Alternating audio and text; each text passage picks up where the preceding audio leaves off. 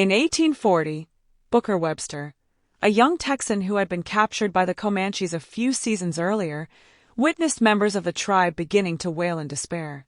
By this point, he had learned much of their language and customs.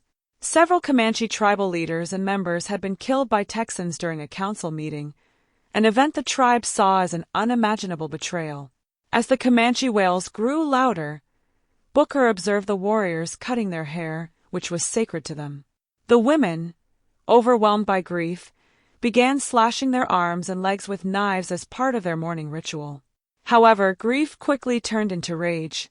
Booker saw the Comanche start building fires and preparing stakes and knives, which filled him with dread. Other white captives, more than a dozen, were gathered for a terrifying purpose. Booker was safe, as he had been adopted by a Comanche family who loved him and would not allow any harm to come to him. But the other captives, especially the women and children, were not as fortunate and faced a tragic fate.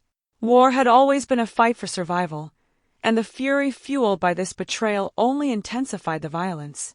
But this time, it wasn't the Comanche warriors who carried out the tortures. It was the women of the tribe. Comanche women, though they didn't hold the same status as warriors, played a critical role in the tribe's survival. They were responsible for nearly every task in the camp, except for hunting, warfare, and weapon-making. Comanche women were known for their practicality. While the men prized long hair, for the women, it held no special significance, so they cut their hair short for comfort and convenience. Since bathing rituals were rare, shorter hair also helped limit the spread of lice and ticks. Additionally, they painted themselves differently from the men, using brighter colors like red and yellow. Although the Comanches were generally small in stature by the standards of the time, that did not prevent them from being recognized as fearsome warriors, particularly on horseback. While warfare was primarily the domain of the men, the women were also skilled riders and archers, ready to defend their tribe if needed. When Comanche camps were attacked by European forces, the women fought just as fiercely as the men. Often, Texas Rangers or U.S. soldiers made no distinction between the two, as both fought to the death to protect their families. In Plains culture, being captured by the enemy meant facing a grim fate. When Comanche women encouraged their men to conduct raids, they often brought prisoners back to the camp. While not all captives were killed, those who were kept alive faced their own set of risks. Boys were generally treated well, but girls, especially older ones, were seen as rivals by Comanche women and were often subjected to harsh treatment. Two notable examples of this reality are Matilda Lockhart and Rachel Plummer. Matilda was captured at the age of 14, and after a year in captivity, she was returned to the Texans with severe scars and a mutilated nose.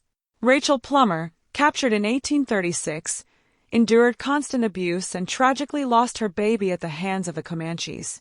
In 1840, Texan soldiers attacked a gathering of Comanches, killing dozens of tribe members.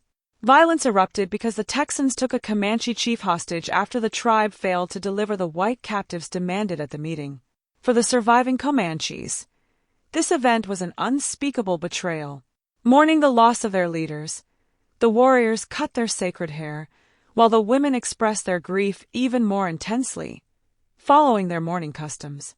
The accumulated rage led the Comanches to seek revenge. While the men prepared for war, the women were left to deal with the white captives. They tortured them to death, one by one, mutilating them before burning them. Though horrifying to us today, these practices were part of the Plains' wartime culture, where mutilating the enemy was believed to prevent their soul from finding peace after death. The Comanches, whose true tribal name was Namunu, considered anyone outside their tribe as inferior. This mindset justified, in their eyes, the brutality inflicted on their enemies. While Comanche men were ruthless in battle, in the camp, the women had both the time and freedom to impose their will on captives, acting with equal ferocity. For frontier settlers, being captured by the Comanches was a feared fate, with few imagining anything more terrifying. Ultimately, the story of Comanche women reveals a dark and surprising aspect of the warrior culture of the Plains. These women, far from being mere spectators, played vital roles in the tribe's survival and defense of their territory. Their bravery and cruelty, often underestimated or misunderstood, show the complexity of life among the Comanches. The desperation and fury that followed the Texan betrayal not only shaped the course of the war but also highlighted the fierce determination of Comanche women. They became central figures in the struggle and resistance, defying expectations and reinforcing the multifaceted role of women in Native American societies. As we explore this part of history, it's important to remember that each tribe had its own traditions and ways of confronting adversity. The stories of Matilda Lockhart and Rachel Plummer, though tragic, are testimonies to the brutal realities of a time marked by violence and conflict. Thank you for watching. If you enjoyed this video, don't forget to like, share, and subscribe for more content about the history and culture of Native American peoples. See you next time.